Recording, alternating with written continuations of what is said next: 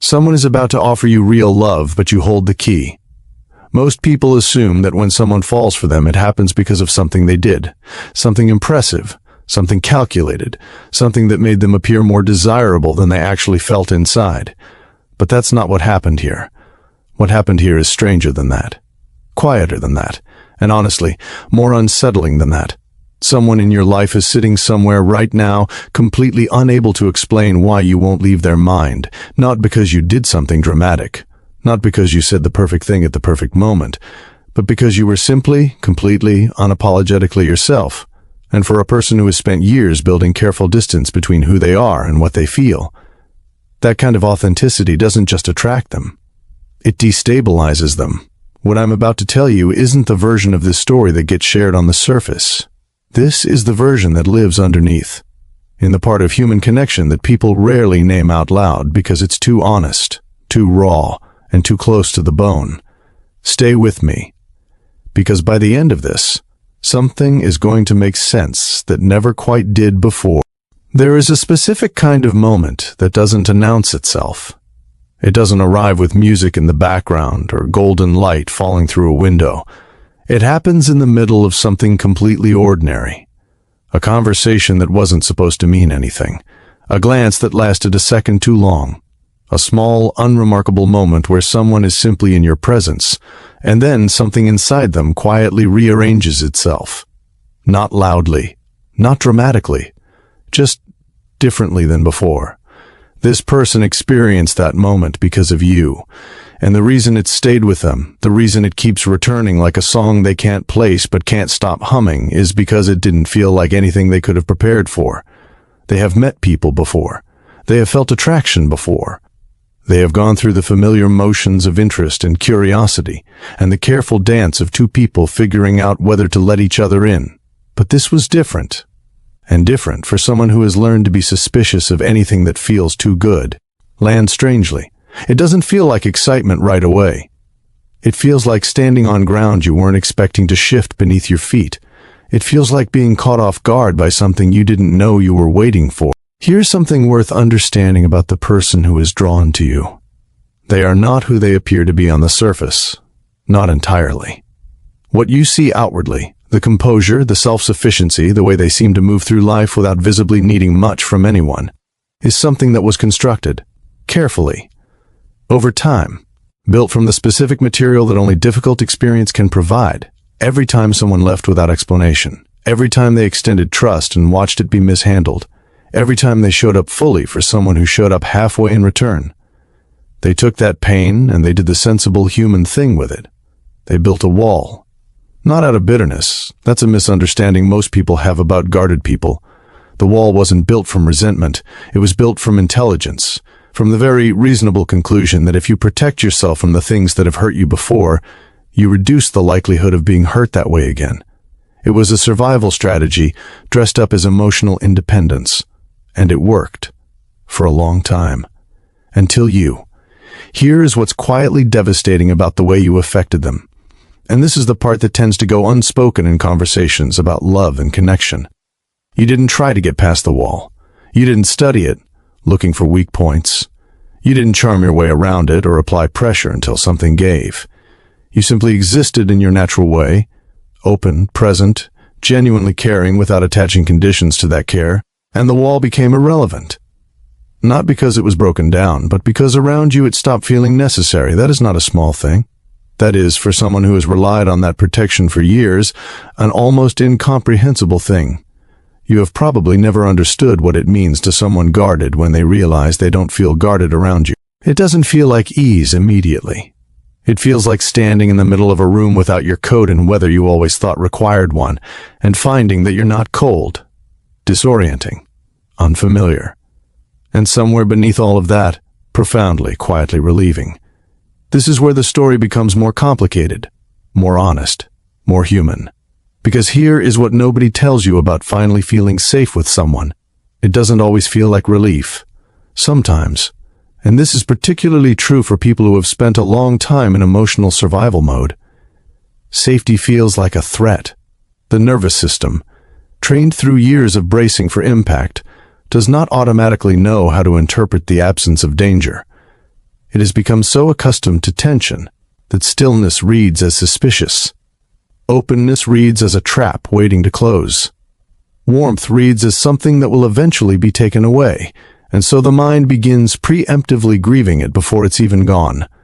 The most frightening thing in love is not the possibility of being hurt. It is the slowly dawning, terrifying possibility that maybe this time you won't be. Because if you allow yourself to believe that, truly believe it, you have to put down every defense you've been carrying. And what do you do with your hands when they're no longer holding armor? This is the internal experience of the person who is drawn to you, not the simple, clean narrative of someone falling in love, but the messier, more interior reality of someone dismantling years of careful self-protection, not because they decided to, but because you made it feel like the only honest response to who you are. They are not just falling for you. They are falling out of an older version of themselves, one that had already quietly decided that this kind of connection wasn't available to them anymore, that the window for it had passed, that they were simply not the kind of person who inspired this particular depth of feeling in someone else.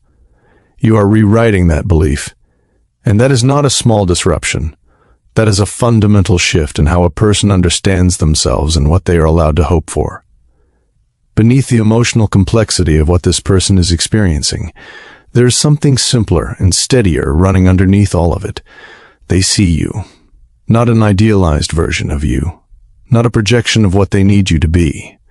They see the actual texture of who you are, the way you carry responsibility not because you were asked to, but because it aligns with something fundamental in your character.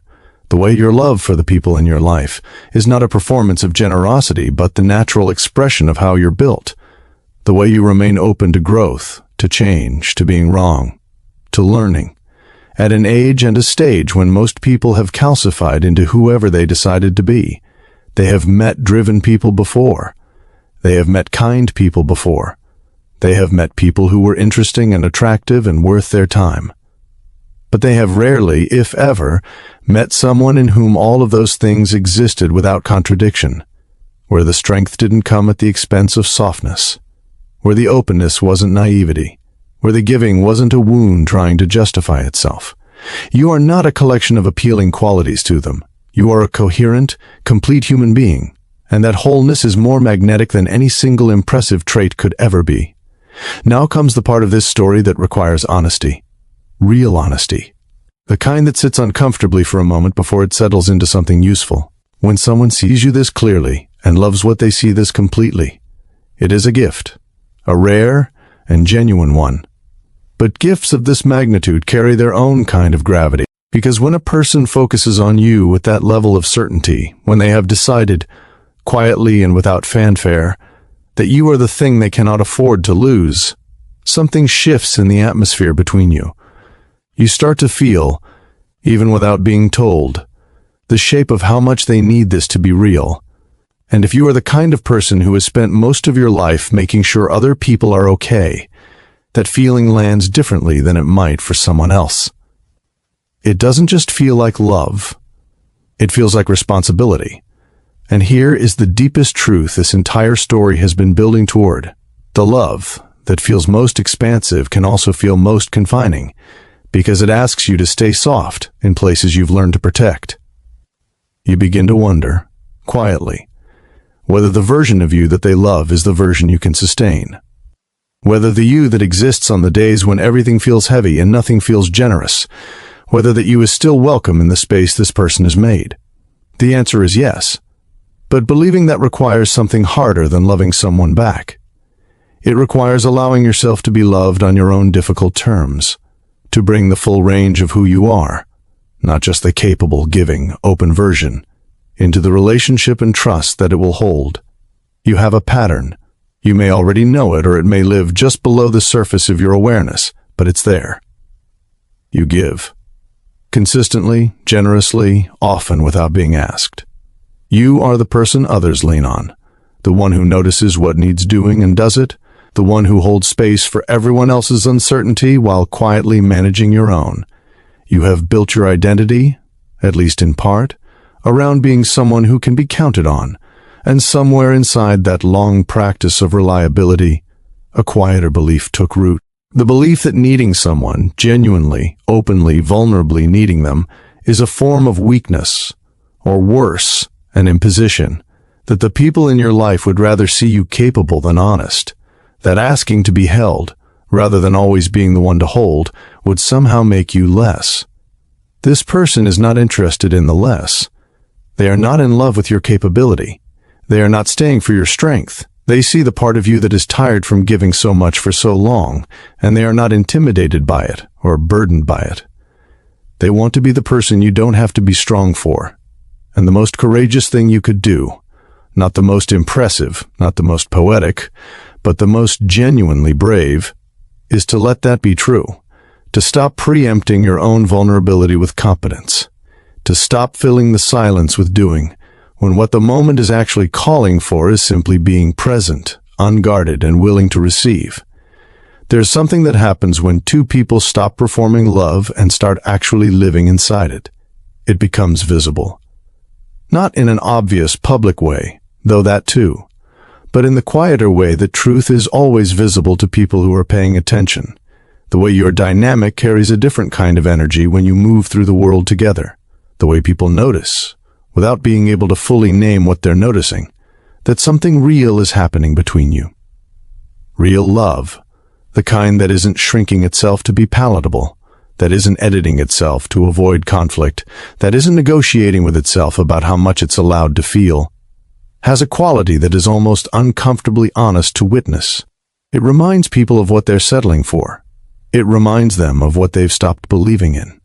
It makes the managed, reasonable, carefully contained version of love that most people have accepted look like exactly what it is: a compromise. What you are creating is not a compromise. It is an expansion of who you both are individually, of what you are capable of together, of how much of life it is actually possible to experience when you stop limiting yourself to what feels safe and start moving toward what feels true. That expansion affects more than just you. It becomes something other people orient toward, consciously or not, a reminder that this exists, that it's not fictional, that someone, somewhere, you chose it and didn't back down. You are standing at a specific kind of threshold right now, not the dramatic, cinematic kind. Not the kind with a clear before and after that you can point to later and say, there, that was the moment everything changed. It's more interior than that, more personal. It's the threshold between the version of you that has been waiting for evidence that you deserve this. Proof, confirmation, something concrete enough to justify finally letting your guard down, and the version of you that simply accepts it, without negotiating, without auditing it for flaws, without holding it at a slight distance just in case. The love being offered to you is not asking you to be different. It is not asking you to be more impressive, more certain, more healed, more ready. It is meeting you where you are, with all the complexity and contradiction and beautiful imperfection that you carry, and it is choosing that, deliberately, without reservation. The love you are receiving is not arriving to change who you are.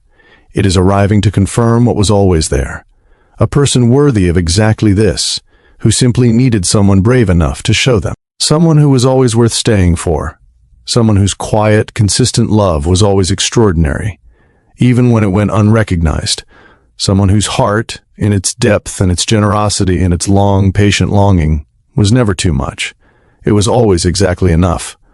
So stop waiting for the moment it makes more sense. Stop looking for the reason it might not last. Stop standing at the edge of something beautiful and calling it caution. This is yours. Breathe and walk through.